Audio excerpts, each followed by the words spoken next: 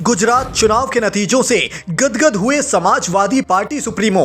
BJP के गढ़ गुजरात में साइकिल की एंट्री। जो मुलायम ना कर पाए थे वो टीपू भैया ने कर दिखाया।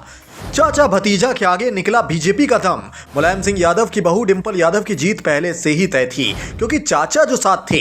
मुलायम सिंह यादव की विरासत मैनपुरी को बचाने में एक बार फिर सपा कामयाब हो गई है।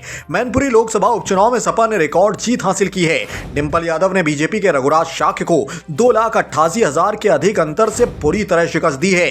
इसमें सबसे दिलचस्प बात यह रही कि अखिलेश यादव के करहल विधानसभा क्षेत्र से ज्यादा वोट चाचा शिवपाल के जसवंत नगर विधानसभा क्षेत्र से निकले। जाहिर है इस चुनाव में चाचा शिवपाल अपना दम दिखाने में कामयाब रहे, लेकिन असली खुशी समाजवादी पार्टी सुप्रीमो अखिलेश यादव को गुजरात चुनाव से हुई है।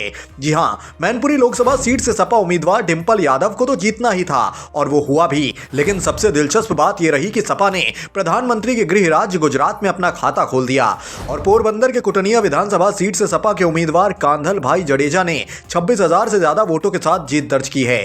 कांधल भाई जडेजा इस सीट से लगातार 2 बार विधायक रह चुके हैं। इस सीट पर बीजेपी दूसरे नंबर पर रही और आम आदमी पार्टी तीसरे नंबर पर तो कांग्रेस चौथे नंबर पर रही।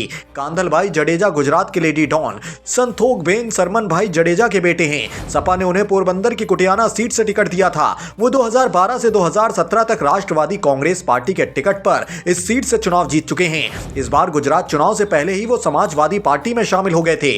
वो गुजरात के एनसीपी के इकलौते विधायक थे, लेकिन इस बार वो सपा के इकलौते विधायक बन गए हैं। जडेजा की जनता के बीच पॉपुलैरिटी का अंदाजा इसी बात से लगाया जा सकता है कि लोग उन्हें भाई कहकर बुलाते हैं। उनकी मां संतोखबेन सरमन भाई जडेजा पर एक फिल्म गॉड मदर भी बन चुकी है। संतोखबेन पर 500 से ज्यादा आपराधिक मामले दर्ज थे। उनके बेटे कांधल भाई जडेजा पर भी कई आपराधिक मामले दर्ज हैं, लेकिन वो अपने ऊपर लगाए गए सभी आरोपों को खारिज करते आए हैं और उनको अतीत से जुड़ा हुआ बताते हैं। ऐसा कहा जाता है कि कांधल भाई जडेजा गुजरात की किसी भी सीट से चुनाव लड़े तो उनकी जीत ही होनी है।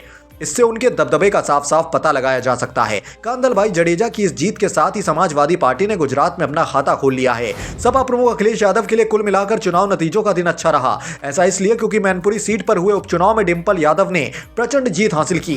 तो दूसरी खुशी इस बात की होगी कि सालों से चाचा और भतीजे के बीच चल रहा मनमुटाव अब आधिकारिक तौर पर खत्म हो गया। शिवपाल यादव की पार्टी पीएसपी का विलय समाजवादी पार्टी में हो गया है। इस खुशी को उन्होंने ट्विटर के जरिए शेयर भी किया। जैसे ही पीएसपी का सपा में विलय का ऐलान हुआ, उसके साथ ही शिवपाल की गाड़ी का झंडा भी बदल गया है। शिवपाल यादव के समर्थकों ने उनकी गाड़ी पर से पीएसपी हटाकर सपा का झंडा लगाया। शिवपाल के सपा में ज्वाइन होने के बाद उन्होंने समर्थकों से कहा कि अब भाजपा की उल्टी गिनती शुरू हो चुकी है।